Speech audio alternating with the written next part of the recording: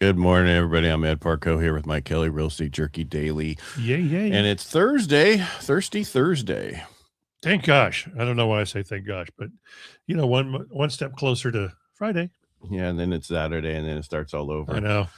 Then the grind begins. Well, so I'm clear. I fully got the clear to close on that 2-day. Yeah, but can you? Sellers can't yes, sign, I can, but they can't sign loan documents. They can sign loan docs for 4 days, right? And the best part is it's virtual signing. How can you do virtual signings in California? What's virtual? That means it's like having a Zoom appointment. I was going to say, what's Virtual's last name? It's not Virgil. Virtual. I guess I got to go live on Instagram. I forgot. All right. So what's going on in the market right now? Dow's up 419 points right now. Woo-hoo. Their Supreme Court oral arguments are going on right now. That means they're talking, right? Yeah. And what do you think? I have no idea. Let's give them something to talk about. Okay. You trying to start singing that song? Yeah. Let's give me something to talk about. Do you think we're going to hit 50 here real soon? Of what? On 50,000 on the Dow. I have no idea. We're at 49,498. 49,499. 50. Okay. I'm a few mortgage bonds rates are worse by 14 basis points today, and the 10-year still sitting around 4.26. But everybody's so much happier because we're not invading Greenland. People, don't understand Trump. Yeah. I listened to Kevin O'Leary, and he's like, dude, he says all this stuff. Yeah. You have to really listen. And he's like, and this is what he said. Kevin O'Leary said he just bought 17,000 more acres for be able to do LNG because you can have the approval in less than 9 months and all this stuff. So it's like Landman, I tell you. It's like when Kamala Harris said that she was playing 3D chess and Trump just doesn't know how to play 3D chess. Hello. No, he does 4D. Then why didn't you win? Yeah. President Trump backed off tariffs, like I said, against the EU, citing what he called a concept of a deal involving Greenland. Right. I don't think he really wanted to own it, but he wanted to throw it out there if they wanted to be part. Because I guarantee you, with the more we do there, because we can put tons of bases since 1950s, that treaty. I mean, and somebody closed them all. Somebody except for one. Yes. I wonder who that was. I don't know. Obama. Yeah. I mean, he went through and closed so many bases. We don't need all these bases. Yes, we do. We need them everywhere. Yeah. He's not a globalist. All right. Well, I don't know what he was, but they were talking about how that the vice president goes through all this scrutiny, like check this and that, and how Obama could have never passed that scrutiny. What do you mean you're a Muslim? And what do you mean, all that stuff? It's like, yeah. Oh, yeah. Well, so that's why it's better to go as a president. Nobody looks at you. All right. What we got? So the PCE came out. The personal consumption expenditures came out. The big one, right? That's Fed's favorite one, right? Not the big one, but the favorite one. They released data for October and November because remember October nobody worked, right? So year over year, PCE fell to 2.7% in October, then rose back up to 2.8% in November, mainly due to low comparison base for November 2024. Basically, they didn't really know what was going on. Looking ahead, those base comparisons are going to get tougher in January and February, which should help inflation trend downward. A green light for rate cuts later in the year. Nice. Yeah, monthly core PCE, better news. October was plus 0.21%. Okay. November was plus 0.16%. The 2-month average is running about 0.2 or 2.4% annualized. That sounds pretty good. The 3-month rate is now at 2.2%, which is healthier short-term trend going forward. Wow. You're talking about shelter inflation. That's the rent stuff, basically. Right. We talk about rent all the time and how it's been going down, and that's what's been helping that numbers. I'm not going to get into all that. I'm so happy. GDP read for third quarter GDP. Final read for third quarter GDP. That's last year, right? Right. And second quarter, that would be last year also.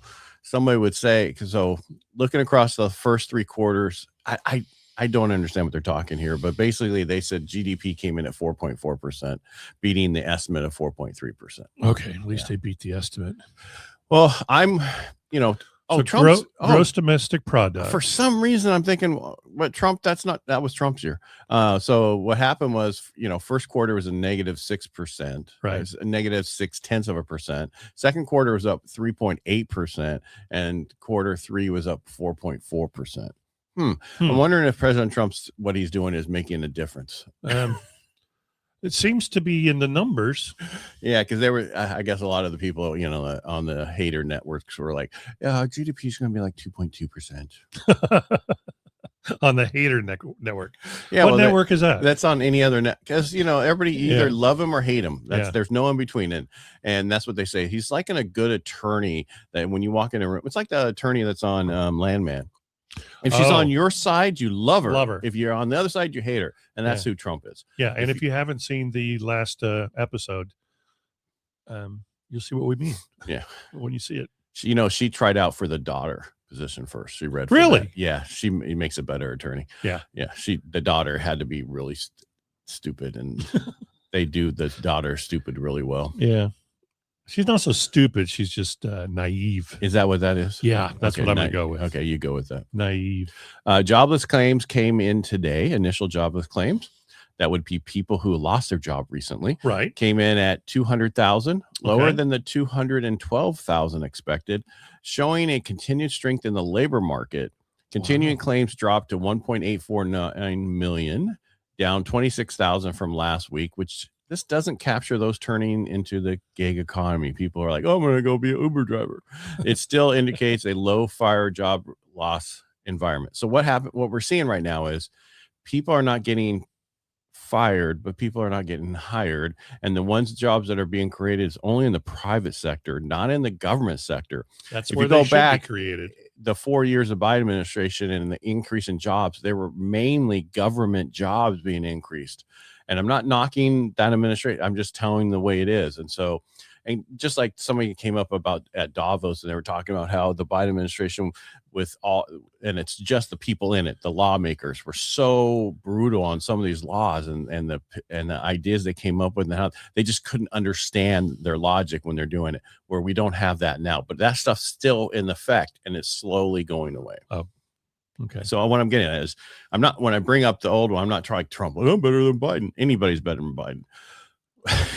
Well, not Kamala Harris would have been better than Biden. No, she would have been, because she would have been there. She would have. Well, she would have been aware of what she was doing. Yeah. Not doing it well, but aware. Okay. At least I know I'm screwing up. Yeah. What else came out today? Was that?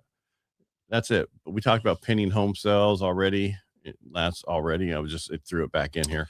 Yeah, yesterday. And we're up by how many? Pending homes. Well, here's the problem. This was an article in Housing Wire. Okay. They were talking about pending home sales dropped 9.3% in December. However, they were talking about now inventory trends. We are in a balanced market emergency. New listings surged 29% week over week, nearly 10% year over year to over 50,000. That's a new inventory, people listing the property. Okay. But we had just went through a thing of losing we're down 600 and some thousand, right? And we were at 800 and some thousand. If we go up 10%, 29%, that's not a lot of numbers. We're not back in the 800s or 900s like we were. We started the year. So I'm like going surging. These people really they must be using AI to write this stuff. Yeah, most likely. Yeah. Don't you think? Yeah, I think so. Because if you go down to zero income and you make $100, you've just now 100% into your income. Yeah, which sounds good, doesn't it? Yeah. I've increased my income by 100%. What'd you do? DoorDash. Yeah. Somebody gave me $100. I got a good tip. Yeah. Someone gave me $100. Yeah. And but they were talking about median list price is still holding at 419,000 across the nation. Yeah. Wow. New listings are priced competitively at 399,900. Pending sales came in strong. We already talked about that. 2006. Long story short, it's a improved. Great opportunity right now to buy. Rates are decent. They're not the lowest they've ever been, and they're not the highest they've ever been. They're really good right now. and you have opportunities you're not going to have pretty soon. Yeah. And do you realistically think we'll ever see the lowest it's ever been again? I don't want to say no, because I used to say only if another pandemic, but I have a feeling that in 2 years from now, we're going to be in such a huge economy and a lot of stuff going on that they could go down. They could go down, yeah. Just because we don't have the debt, we don't have certain things, and the inflation. Yeah. And it's really be nice to see Trump's hair across all the United States and into Canada and into the Greenland, that golden dome. Yeah, but what about the price of eggs? They're decent right now.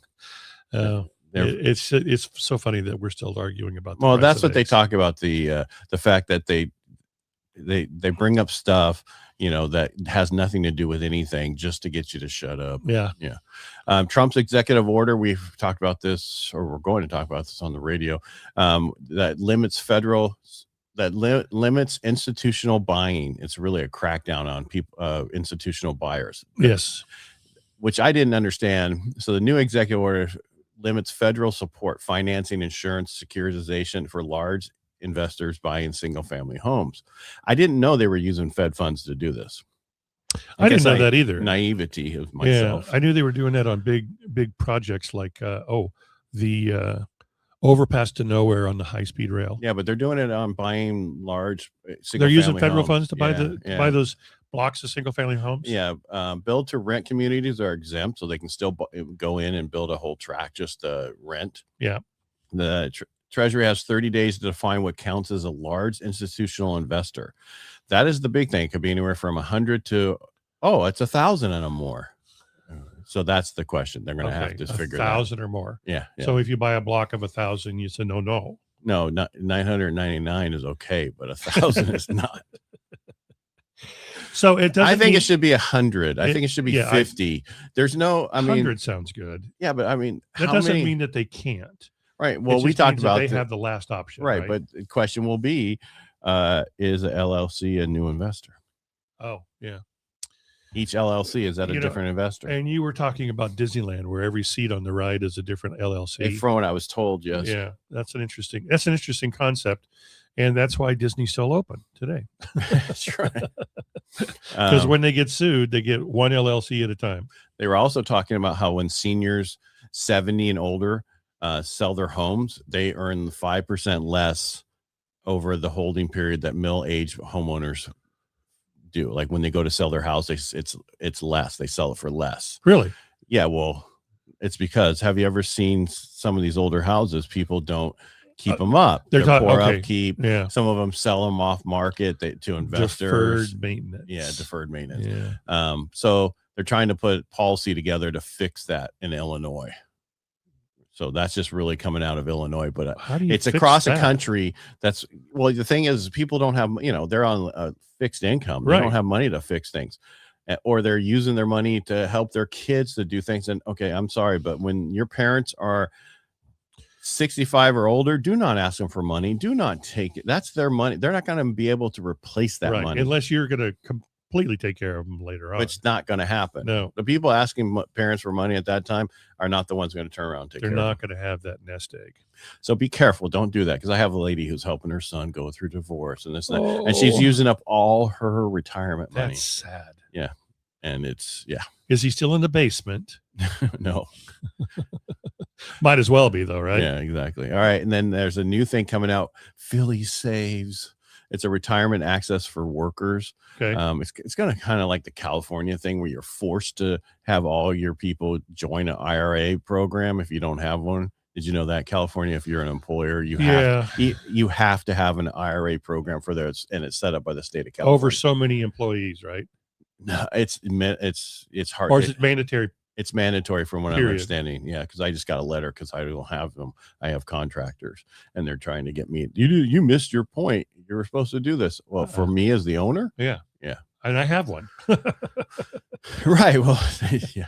So because I think it was because I had a ton of employees in the past, and we don't have that. But you got to keep filing your 941s once you have employees saying that you don't have them anymore, which is like I don't have any. I'll file one when I need one, but it's So, what if you disband your business? What about it? I don't have to file a 941 anymore, do I? Did you disband a business? Yeah, when I was a painting contractor. That's not even around. Some of these laws are so stupid. They don't give you an out. They write them in such a way that, they don't think about the other possibilities. Well, the problem is the state of California is trying to get that interest and trying to grow that whole stuff. And next thing you know, those programs, someone stole the money. You watch. Trade groups are urging White House to end tri-merge credit reporting, move to a single report model, cut FHA mortgage insurance premiums. They're trying to get them to do a lot of stuff, which should be done. The one problem that I just recently saw was how expensive credit reports have gotten. Yeah. It's like $200 now for two people. Which it used to be what, 25, 50 bucks? Got long. What when you started back in the 1960s? Yes. It was the 90s. Did you touch your camera at one time? Because it looks a little blurry. No, it's just just No, it's you not. woke up late. No, I didn't wake up late. I just woke up later when I wanted to. Yeah. So I mean, no, just before the beginning of the year, it was $132 for all this stuff of 25 or 26. Yeah, 25. Okay, and then in 26 now it's like $200. Wow. Fannie and because you got to remember the credit reports are more expensive now. They can't sell that information because in March they can't sell that somebody pulled credit to all these people and make all that extra money. So what they have to do, they got to get it from you. Yeah, and so that needs to change. That's why they're like, let's just get one bureau. Well, the problem is going to be, what bureau are you taking? Because the one that's usually the lowest has the most accurate information. Yeah. So and the other two get it from each other, and so they're not always. That's why I like the 3 version, because the middle of the three is much better than just one. Here's yours at 677, but I have two one's at 700 and one at 701. Yeah. So, why can't I use those? Why can't I choose? Do you think the fees will go up to like $500 if it went to one? I don't. It's a possibility. Everything's a possibility. Yeah, it's very expensive, because I looked at it recently. I was like, that is ridiculous how expensive. And that's just adding to the cost of a purchase, which we really try to not do. Well, those are so we used to, as a lot of lenders would just run your credit and pay for it. Right. Well, when it's $200, it gets a little going to do that. And you're working with how many borrowers? Pre-qualifying, yeah. Yeah. So a lot of you are like, expensive. What do you do? Well, just have them pay directly to the credit report. Right. I do it differently, but I won't get it. I won't tell everybody here. That's a secret. Shh. Don't tell anyone. Yeah. They're going to have all these lenders out there that are listening to our show thinking, what does he do differently? They probably do it too. Maybe if they thought about it, but they may mean they didn't. That's why a lot of people want me to do the soft pull. And I'm like, I don't want to do soft pulls anymore. Well, you don't want to be surprised. Well, that's the thing, is people don't understand. Well, it doesn't affect my credit. But it also doesn't put that point in time for 120 days. Right. Something could pop up, like you went out and got a new car that I didn't know about. Or you didn't tell me about the child support that you've been paying for years and the kid's only 4. No, I see that on credit report all the time. Oh, do you? Even on a soft pull, you would see that? Yeah, you see that stuff. But what I mean is, if something, that score is only good as that day now, it's not good anymore. It's going forward, things can happen. We did that so that people wouldn't know especially refinances, if you're trying not to compete against Quicken, because they just hound their people. Yeah, they do. Yeah. I can remember, but I'm thinking about it. It was a seller. The prelim that was pulled originally didn't show that the seller owed child support. And there was a lot of child support. It was all back child support. And a new prelim came up, and look what I missed. I missed this $25,000 in child support. Well, that's a page down thing. But on purchases, it's not needed. It's only on refinances or sales, not purchases. That's the difference. Gotcha. Yeah, they want you to buy that property, so they can attach it. They can attach it. Well, that's what we did. And it's not attached to the property. It's just put in the system that they have to search to see if you have liens and everything. That's why I tell people, make sure at least you put your middle initial instead of just your first and last name when you're buying property, because there could be another Thomas Smith or whatever the person is. I know there used to be, I think one probably moved to South Carolina, but 4 Michael Dennis Kellys or Michael D. Kelly. Right. Well, see, and that's if you put the D part. Then that with you, I would tell you got to put your full middle name. Yeah, and my social security number. That's what usually fixes it. Well, if you just do the middle name, I mean, when they do the page down and everything else, that because they don't do it with your social security number. We should just attach it to the APN number. Well, I asked the other day. I've been asking everybody about that because I had a fair plan. That what happens when they fix the address. This is what we didn't get into, but when they fix the address, we were going all over. So the address was Twainhart originally, which is wrong. It's really legally Miwok. Okay. And so when they do the fair plan, they look at the rating of the fire station that's there. Oh. So Twainhart has a 3 rating. And Miwok 1 is the best, 2 is good, 3 is fine. Miwok has, and so it goes from 1 to 10. What do you think Miwok has? 8. 10. Oh, because they don't have one? Because they didn't put the information in. Oh. You see them all the time on the way up, and they have a great spaghetti feed every year to raise money. But I think they just didn't have anybody to fill out the stuff. Yeah, the ISO information that they have to upload. And so what does that do? Well, if you have a fair plan that was $2,200, it is now $4,300. Yes. And the problem is this guy's in the same neighborhood as everybody else, but his property is just for some reason classified under Miwok. It's crossed the line. Yes. Yeah. You cross the line. I do that a lot. So we're going to do it and then appeal to the fair plan to get it fixed because he needs, close on the transaction. We've been dealing with this for a week. Trying to get them to fix the address, and now this is how they fixed it. Maybe we should drive to the fire station and have them fill out that paperwork. Hey, you guys put on a great feed. Well, they've been trying to call them, and nobody's answering. So I just hope they answer when there's a fire. Oh, yeah, exactly. They work for somebody else. They're at the Twainhart Fire Department. Well, maybe somebody will hear this and get on that. There you go. Yeah, and fix that. Because that's the biggest headache right there. I mean, if you don't have a fire hydrant close, and then in the fire department is a freaking 10, that's just going to kill you. I got you. All right, everybody, that's all I have. We've been going on for a while here. Yeah. All right. It reminds me of that movie Murder, Death, Kill. Never seen it. Oh, yeah, you have. Demolition Man. Nope. All right. Yes. Okay, bye. All right, we're making it great. Bye. Bye, kids. Talk to you tomorrow. If you like what we do here, subscribe, refer, like. Yeah, all those things.